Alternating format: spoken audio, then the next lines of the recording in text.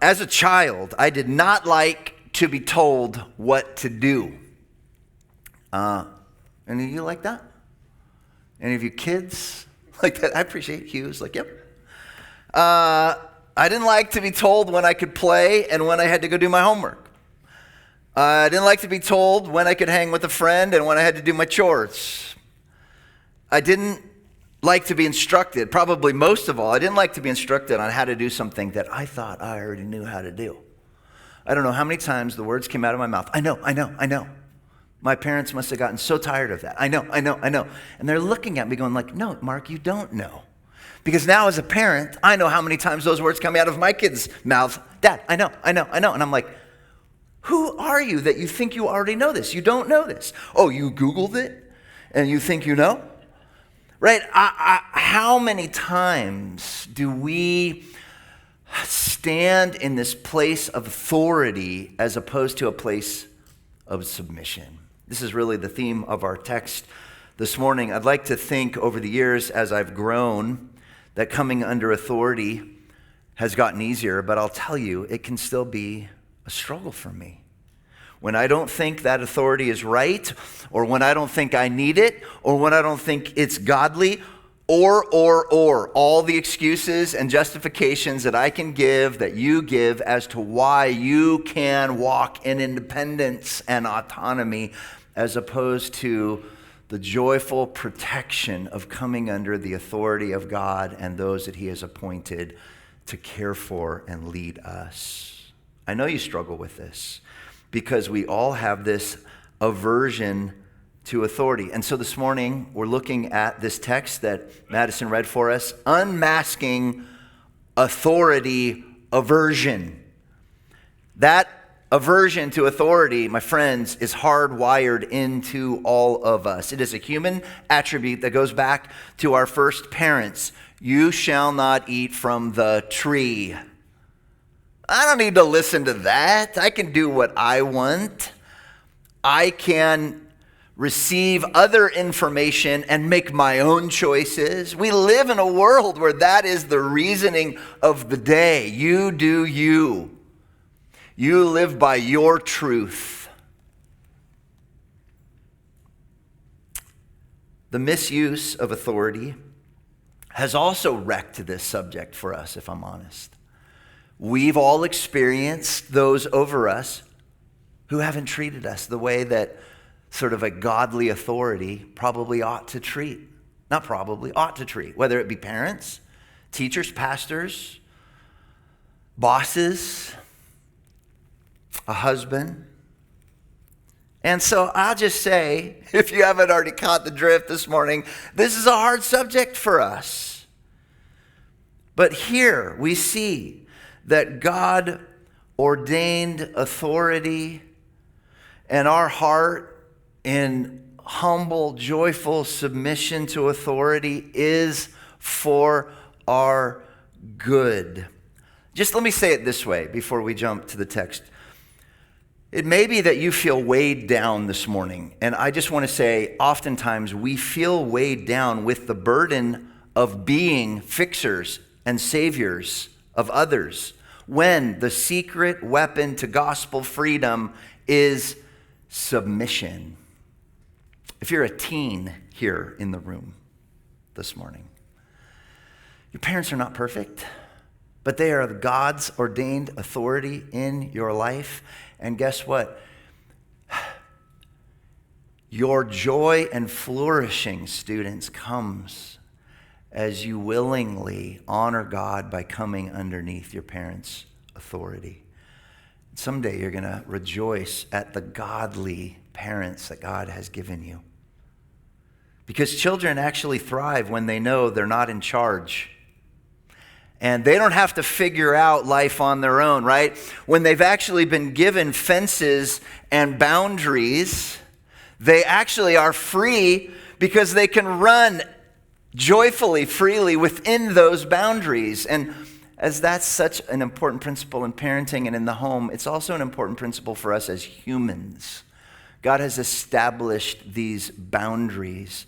And when we recognize we are not the creator, but we are the created, that weight and burden gets lifted and we can run freely within the playground that God has established for us. God's plan for my heart and your heart is the freedom that comes from choosing to be under authority in willing submission. Okay, all that by way of introduction. Listen, Jesus both models this and teaches this. And so as we walk through our text this morning, this is what we're looking at. These insights into dealing with authority and submission as I seek to unmask this aversion to authority that we all have in our hearts. And the first thing we see in this text is the direct attack against authority. Now, we need to keep this real and practical as we jump in, because attacks to authority do not just come in the forms of assassinations and violence. They do not just come in the forms of a soldier disobeying a direct order from a commanding officer. But listen, okay? They come through blowing through red lights. They come through ignoring a boss's request.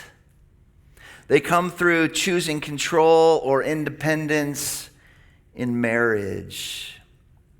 We all can recognize these direct attacks against authority in our own world and life.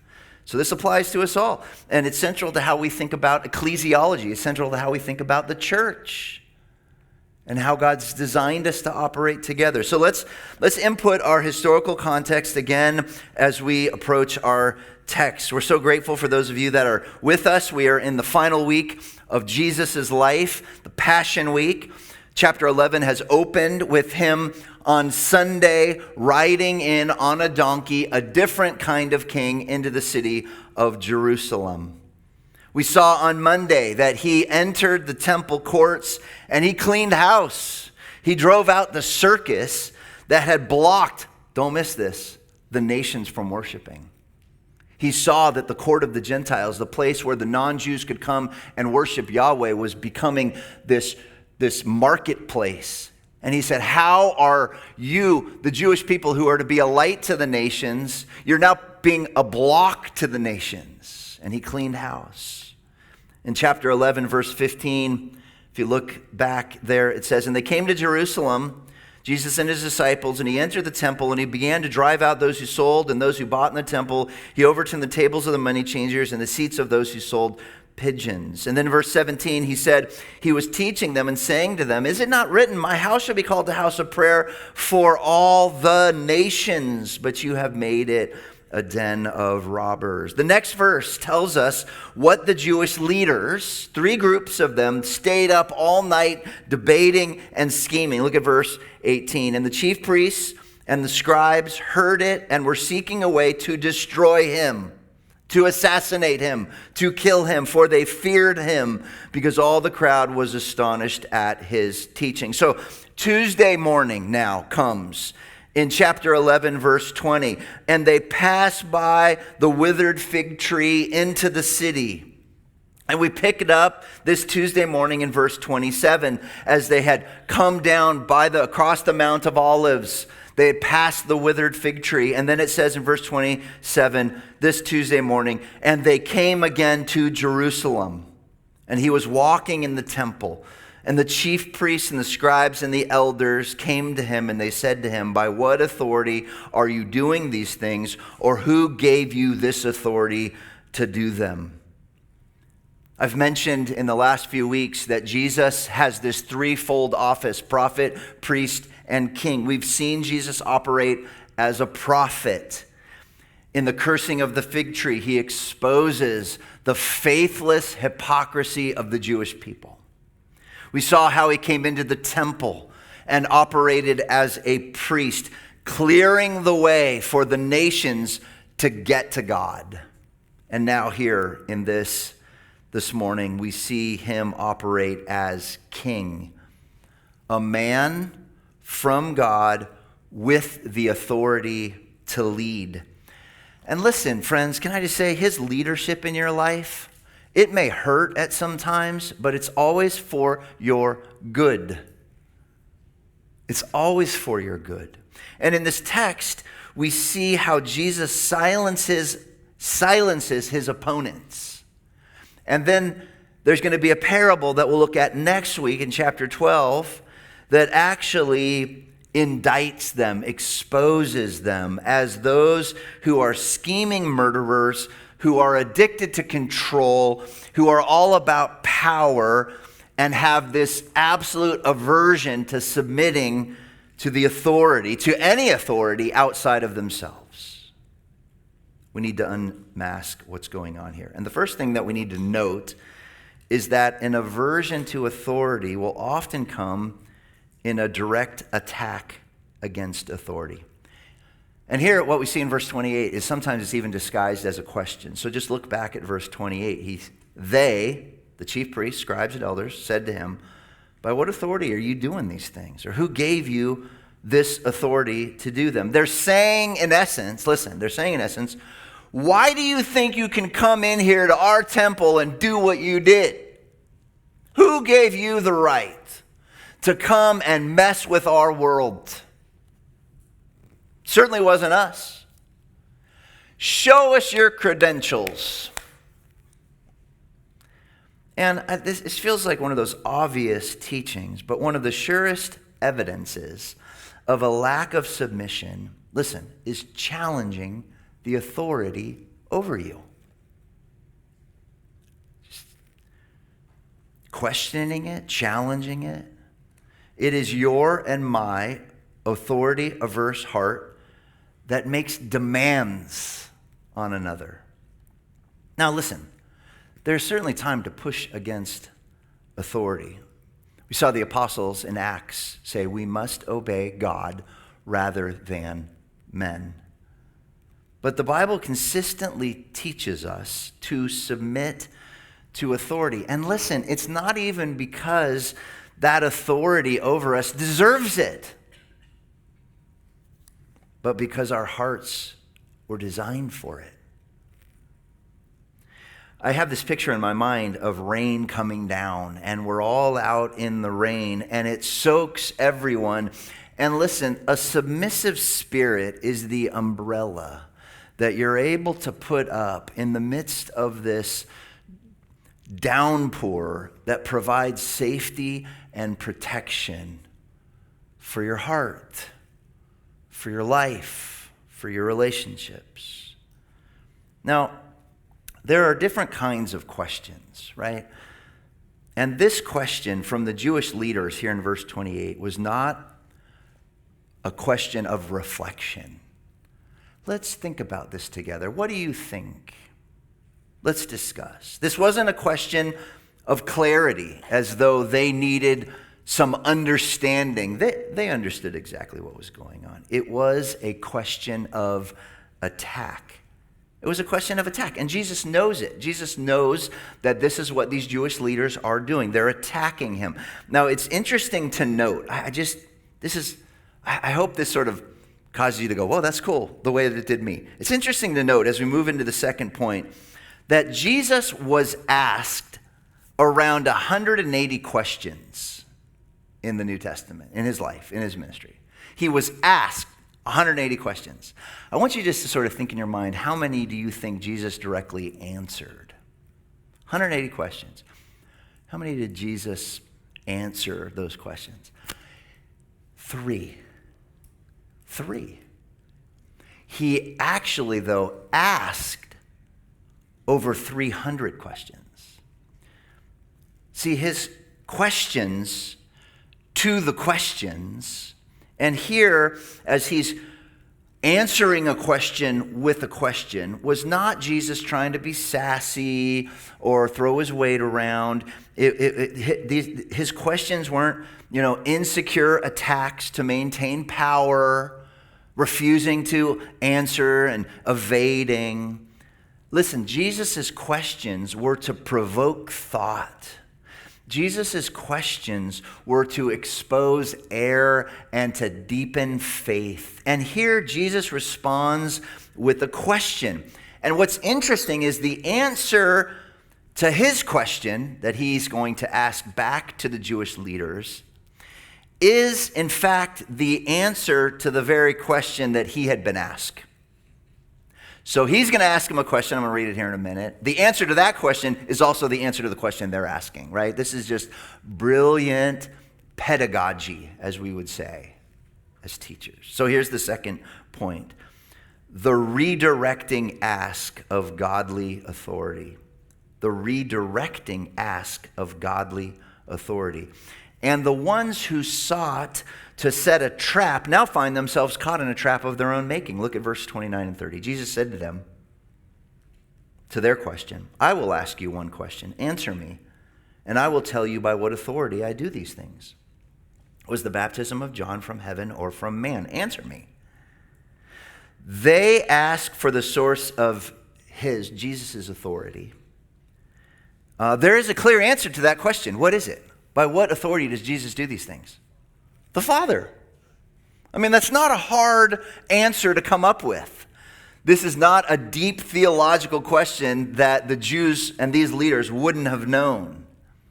Jesus was a man under submission. It was the predetermined plan of the Father to send his Son to earth, and it was the joy of the Son to fulfill the Father's mission. I want you to think about this for a minute as we step back and look at the whole story. Really, you could look at the whole story of the Bible as a story of rebellion and aversion to authority, from Satan's rebellion against God in eternity past, to Genesis and Adam and Eve's rebellion against God in human history, to then, the people's rebellion against God and him bringing judges to correct them, the kings and people rebelling against the kings rebelling against God and the authority he had entrusted to them, the prophets correcting the rebellious people, the false prophets, to the New Testament. And Jesus comes on the scene. And if anyone had ultimate authority from God on high, it was the God-man, Jesus. And yet he operates throughout the course of his life and ministry as a man under authority, a man operating and modeling and teaching for us submission. Listen to the gospel writer John. This is captured beautifully in the Gospel of John. John chapter 5, verse 30. I can do nothing on my own. This is Jesus speaking. As I hear, I judge, and my judgment is just, because I seek not my own will, but the will of him who sent me. John chapter 6, verse 38. For I have come down from heaven, not to do my own will, but the will of him who sent me. John chapter 12, verse 49. For I have not spoken on my own, but the Father who sent me has commanded me what to say and how to say it. John chapter 5, verses 26 and 27. For as the Father has life in himself, so he has granted the Son also to have life in himself, and he has given him authority to execute judgment because he is the Son of Man. Lastly, John chapter 4, verse 34, as Jesus is telling his disciples, my food is to do the will of him who sent me and to accomplish his work. I want you to see and feel this.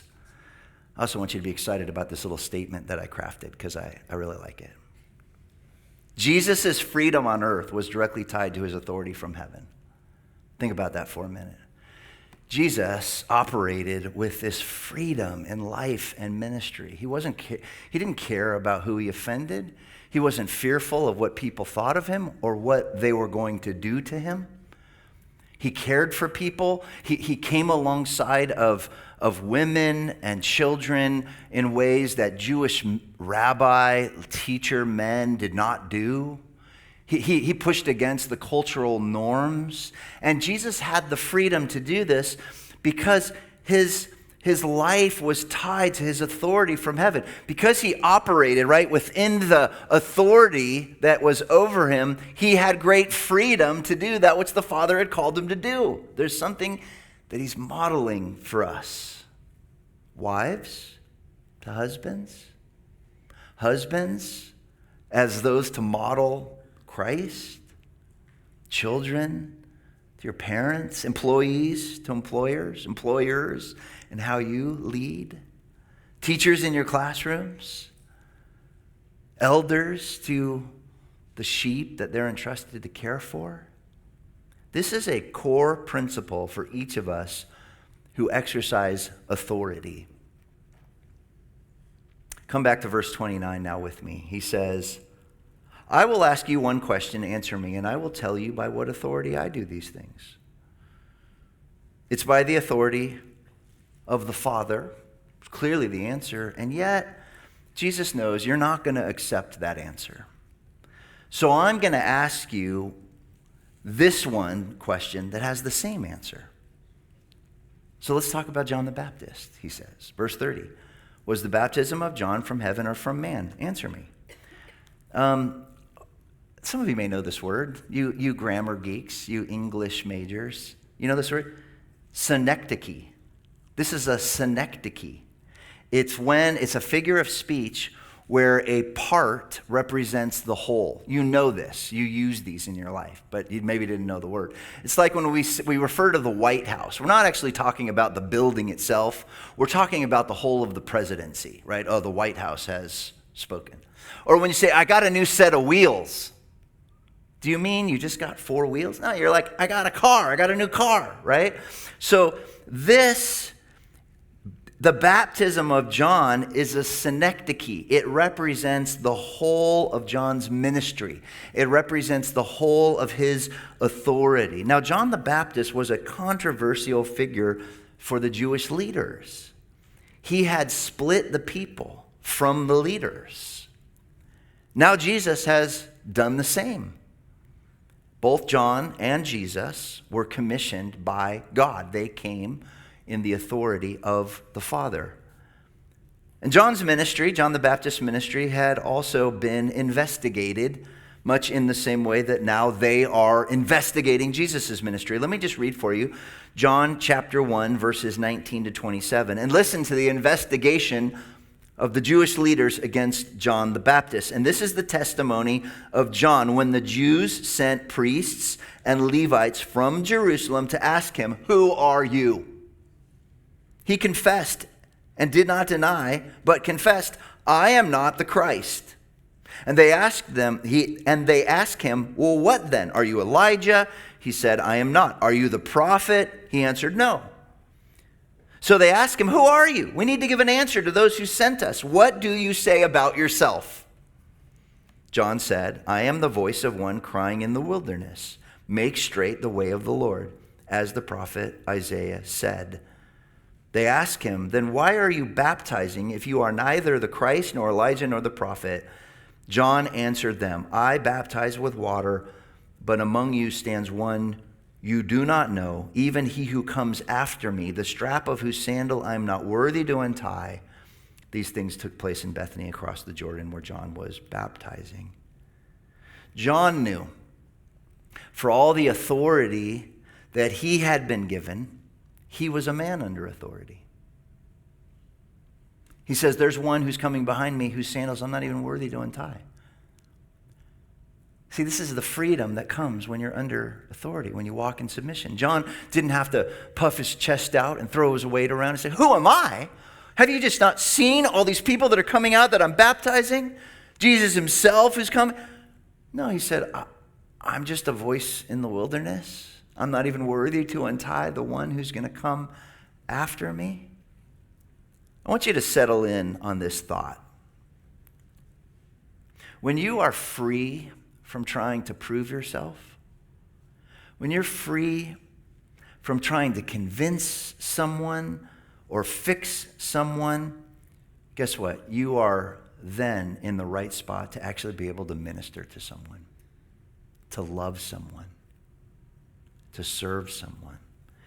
And you know what happens when you're then in that spot? You start asking questions because you want to hear their story, because you want to walk with them, because you want to know them, you want to pursue deeper relationship with them.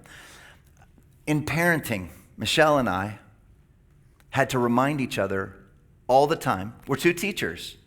We like to talk and speak and give truth. We had to remind each other all the time, shh, ask a question. Ask a question. You've said a lot. I think you got it. Ask a question. Well, see, the direct attack of the Jewish leaders had not lured Jesus into their trap. He actually turned it on them, right? He redirected with an ask to provoke thought, to expose their faith. So now their aversion to authority comes out in one other way, and that's our third point, the hypocritical avoidance of submission. The hypocritical avoidance of submission. They know full well the trap Jesus has laid for them. Look at verses 31 and 32. And they discussed it with one another, saying, okay, if we say from heaven, he will say, why then did you not believe? But shall we say from man? They were afraid of the people, for they all held that John really was a prophet. Now, I don't think that we're to read this as a genuine discussion that's going on among these leaders, but rather as a brainstorming session to figure out a way out of this scenario. They're not really musing over the content of the question and the substance of the answer. This is just them trying to figure out how to get out of this. They have found themselves in a scenario, and Mark, the writer, gives us their internal thoughts. Verse 32, it says, they were afraid of the people. They're afraid of the people. They're driven by fear. Their thirst for power and control consumed them. They neither want to conclude that Jesus' authority comes from heaven, nor do they want to answer the question about John the Baptist that's been posed to them. And so we see in verses 31 and 32, there's superficial reasoning. There's two possible options that they muse over. First, they say, if we say from heaven, which I'm going to go out on a limb and say they know is the right answer, right? Then we know that that means that we both have to acknowledge Jesus' authority and his authority to do what he did here in cleansing the temple. And here's probably the bigger one. And we know that we have to submit and obey the king, because we're acknowledging that he actually has authority over us. And we like our authority, and we don't want to lay any of that down. So we don't like that option. But they say, if we say from man, we're going to have a riot on our hands, because our authority will have been undermined, and what will we have left for ourselves? Let me pause here for a moment. Oh, to know the right thing to do and not want to do it. They didn't want to give the right answer because they knew the demands that it would have on their own hearts, that it would cost them something. Can I just say how foolish it is? Let me start out there for the world to maintain the autonomous self. All the while, their life's a mess because they refuse to submit to God's plan for their lives. How foolish for us who have bowed the knee to the King as disciples. And yet, we don't put the umbrella up of submission to be able to live in the safety of what God's designed in the home, in the workplace, in the church. And we're needlessly suffering because we want to maintain the autonomous self. And for those of you that have yet to trust Christ, I would just say, how foolish to refuse the one who has all authority and who has set up the fence for you to flourish in the work of Christ and the gospel, because you're so concerned about me being me and my truth and my way. And all the while, you're not experiencing the fullness of the abundant life that God designed. So what do? They avoid the answer, right? The hypocritical avoidance of submission, because they know what it's going to cost them. Look at verse 33.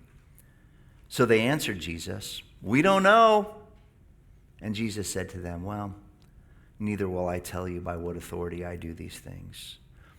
Now, that's not an honest answer. It's just a politically correct answer. And I'll just say it couldn't have felt satisfying to these proud men to say, "I don't know." That couldn't have been satisfying. It never is satisfying for me to say, "I don't know." I feel like I'm supposed to have an answer. Here, these Jewish leaders are saying, "I don't know." It's not, they do know.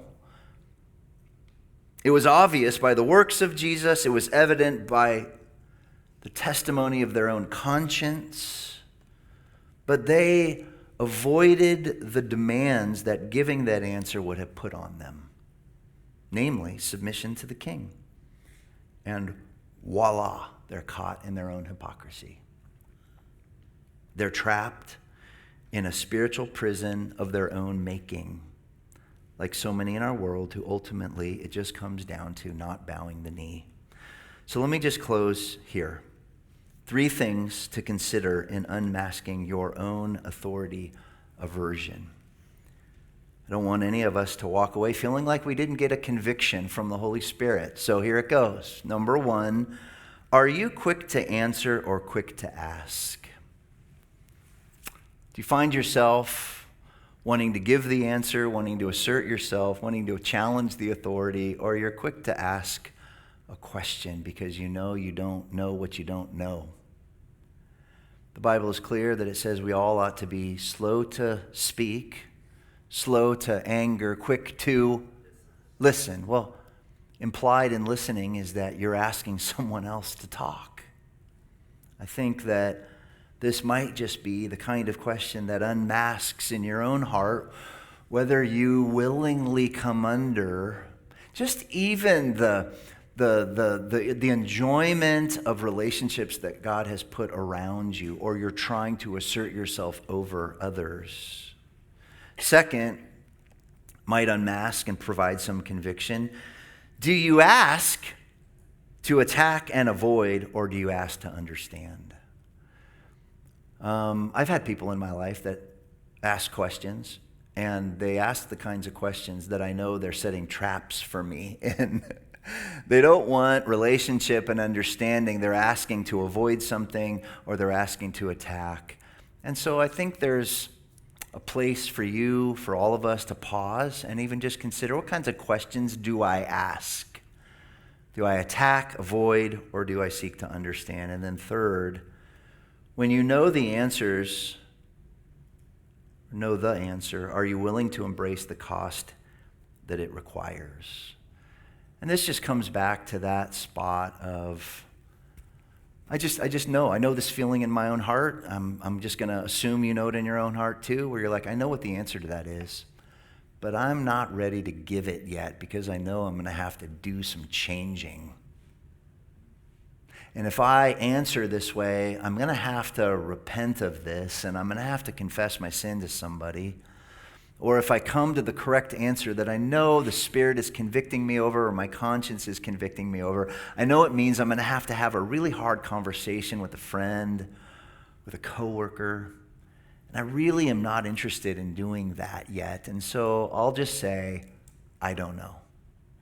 I don't know. Remember the nature of our different kind of king, King Jesus. He didn't come to overthrow the government. He didn't ride into Jerusalem to conquer Rome. He didn't come to set up shop in a palace. He came to the temple to expose the hearts of the hypocritical religious people. And he came such that the crowds might not watch him ride on a horse with royal robes, but so that he might take his robe off and clothe them in royal robes, so that they might know forgiveness and righteousness, and they might belong in the royal palace. He didn't answer this question to be difficult, but because, listen, he was the answer. He was the answer to the burden of the law that those Pharisees were heaping on others, and that no doubt they felt on their own shoulders. And he comes into the temple this Tuesday morning. It's going to be his biggest teaching day. And he says, you can ask all these questions, but actually I'm the answer, and wants freedom for them. So he's the answer to you this morning for whatever that is that you're facing, struggling with, wrestling over. He's the answer to the culture that we live in, and they need to hear it more than ever from us. So may we all, again, bow the knee in joyful submission to the King. God, what a clear, powerful word from you as we've looked at yet another narrative in the life of Jesus. And I pray that we would be those who joyfully bow the knee, who submit to the King. And I pray for those that are here this morning and things that they may know the right answer to and just don't want to say it because they know it's going to demand something of them. And my prayer this morning is that they would know this is a safe place to talk about it with another brother or sister or a Christian if they're curious, such that speaking the right answer and moving towards our Redeemer is actually that place of great flourishing and joy, and that's what we long for everyone as we leave this morning. So do a work in us and slow us down to maybe have some of those conversations this morning that we might come under the umbrella of your safety, joy, and protection. In Christ's name I pray. Amen.